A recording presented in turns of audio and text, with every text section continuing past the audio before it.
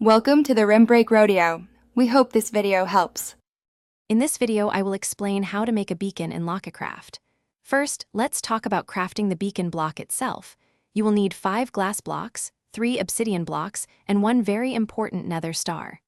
The nether star is a rare item, only dropped after you defeat the challenging Wither boss.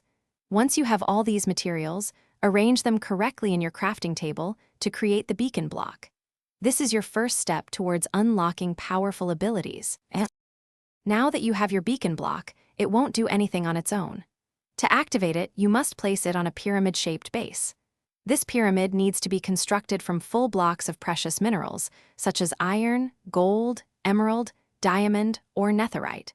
The smallest possible pyramid is a simple 3 by 3 square, which means you will need 9 mineral blocks to get started. Any of these block types will work equally well. To enhance your beacon's power, you can build a larger pyramid. There are up to 4 tiers, with each additional tier unlocking more potent status effects. A complete 4-tier pyramid is quite substantial, starting with a 9 by 9 base and requiring a grand total of 164 mineral blocks.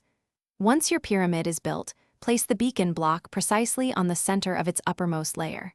Ensure it has a clear, open view of the sky to activate its powerful beam. With your beacon activated, you can now enjoy its incredible benefits. Beacons offer various primary status effects, such as increased movement speed, faster mining haste, or enhanced jump boost.